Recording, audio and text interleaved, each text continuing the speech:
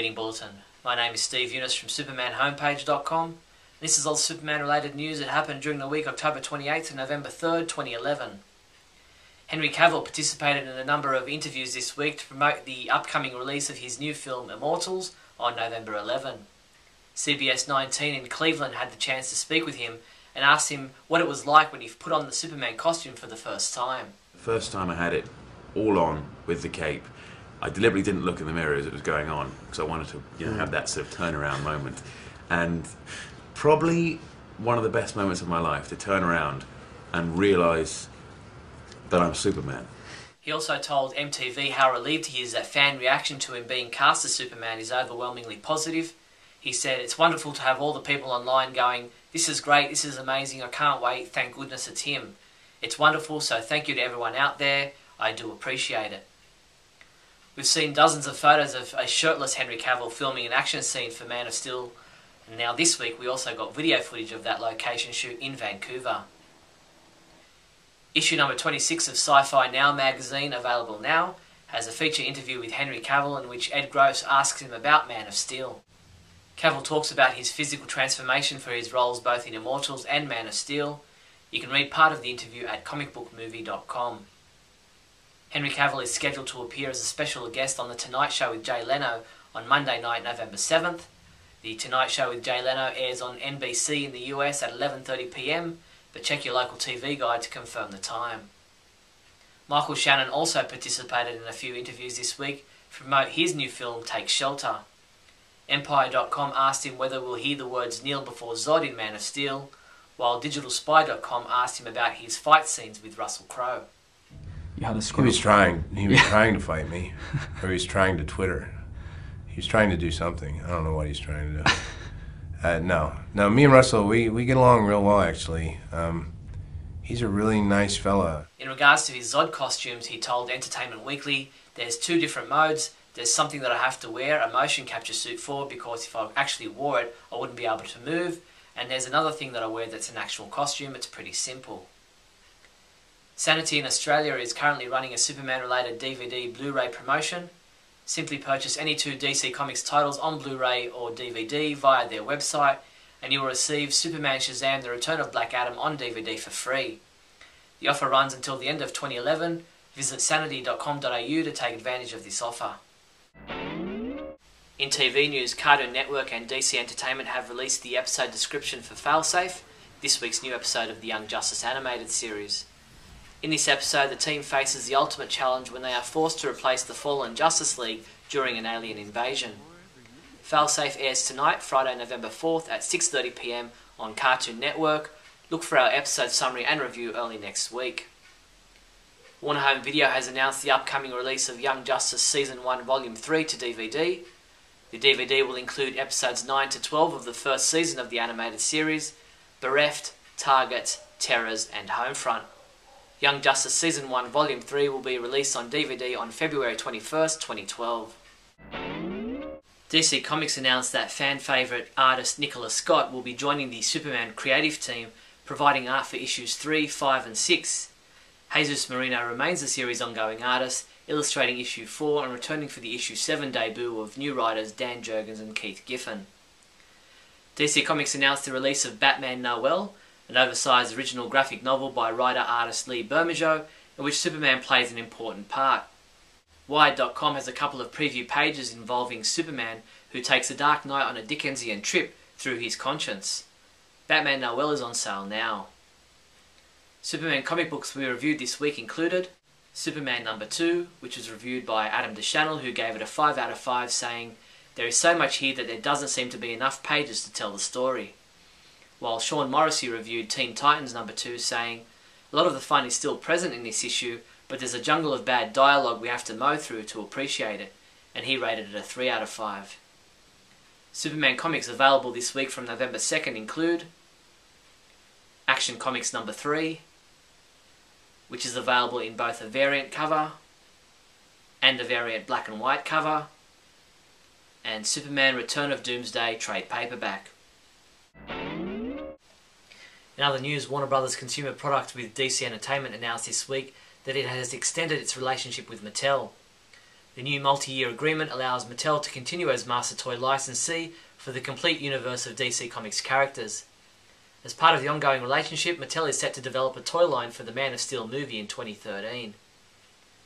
Sony Online Entertainment announced that players can now download and play DC Universe Online for free.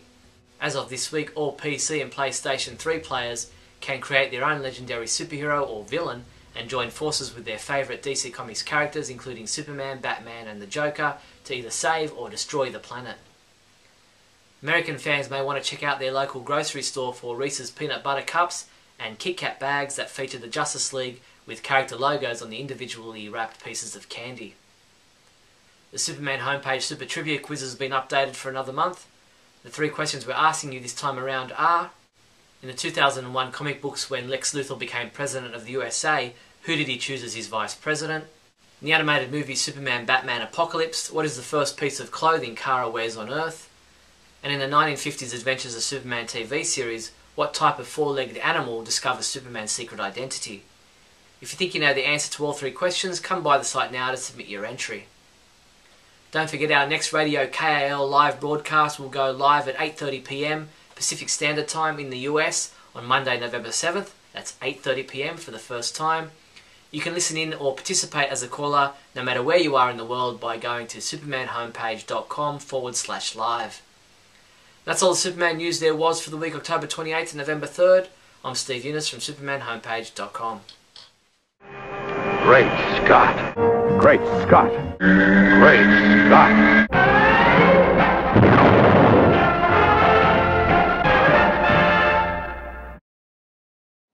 Hello everyone and welcome to Great Scott. I'm Scotty V.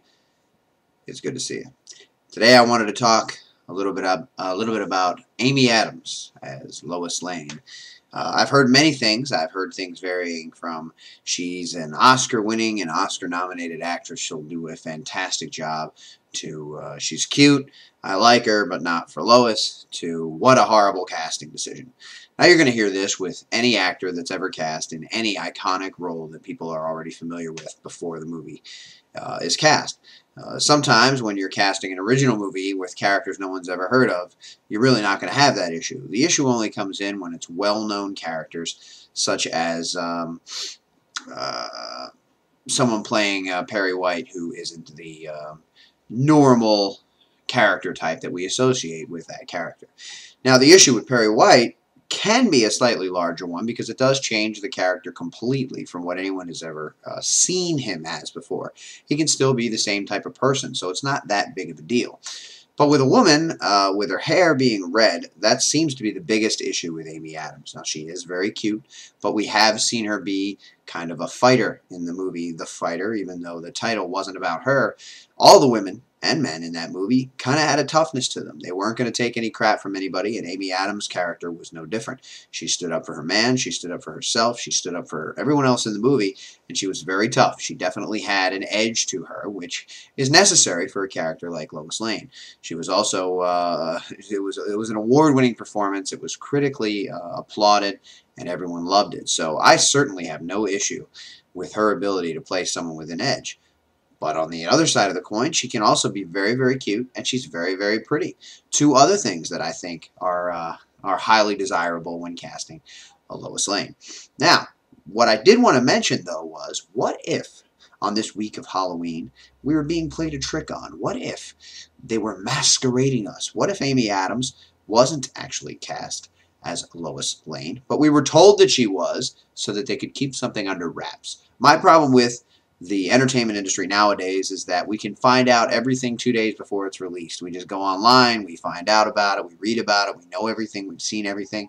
We've seen helicopter footage, we've seen Henry Cavill getting blown around, we've seen him with torn clothing and no shirt, we've seen him with a beard. We've seen Amy Adams seemingly on location, seemingly investigating like Lois Lane might do. We've seen her kind of tracking Superman, looking for him, trying to find out what he's doing. We've seen destruction scenes in Smallville. We've seen cars everywhere. We've seen helicopters flying around. We've seen a guy with a motion capture suit on with a pole attached, apparently making him look like he's supposed to be much, much taller and larger, that is apparently going to face off with Superman. We've seen Feora. We've seen the insides of what might or might not be the Daily Planet building, and who knows when or if that will be featured. In my opinion, it's possible that the Daily Planet will have a minor role, that Clark Kent might end up there at the end of the movie, because look, it appears that this is going to be the early days of Superman's formation. He has a suit, but when he will get it is unclear. He might not step into it until the last few frames of the movie. He might not get a job at the Daily Planet till the last few frames of the movie, or not at all. He might wear glasses, he might have a secret identity, or maybe he won't. There are many rumors surrounding this film. One rumor I'd like to kick out there, and I would like to preface this by saying I think that I'm completely wrong, and it is highly improbable that this is what's going on, but it is possible, and anything can happen, that Amy Adams is not cast as Lois Lane, but is in fact cast as Lana Lang. And why I say this is based on some of the evidence we have seen. Now, Lana Lang has been portrayed in many different versions of the story as a romance for Clark, as a great friend for Clark, as a confidant for Clark, as the first person who knew his secret identity other than the Kents, and as someone who loved him either as a romance or as a friend enough that she might, in fact, travel around the world trying to track him down. Let's say Clark disappears at some point in the movie when he finds out about his powers, or when he finds out about trouble, or when his parents die. He goes on a trek. He decides to travel the world. He hasn't moved to Metropolis yet. He's not Clark Kent in Metropolis yet. He's Clark from the farm, and he wants to see what good his powers can do in the world, and he's traveling around. Lana, who is in love with him or loves him as the best friend ever, decides, I have to track him down. I have to find him. So she goes to this fishing village. She goes to where these helicopter accidents are happening. She goes around because she hears reports of a guy who fits Clark's description, and she knows of his powers, and she's trying to find him because she loves him. This is an extreme possibility, and I love it. If it were to happen, I would be so excited. Some people will be mad that they threw us a curveball. I will like it because I'm one of these people that are extremely disappointed by all the spoilers that we get in today's day and age. So what if in this week of Halloween, Amy Adams is masquerading only as Lois Lane, but has actually been cast as Lana Lang? And what if Lois does not appear in this movie, as a rumor was originally released that she would not be in it and everybody was up in arms? But what if maybe she's a cameo at the very end when Clark gets his job at the Planet? And I don't know what the story is. He could get his job at the very beginning. But anything could happen, and I think that this is something interesting that I've been thinking about. So enjoy that little rumor that I just created. Thanks for watching, everybody, and remember, always look up at the sky.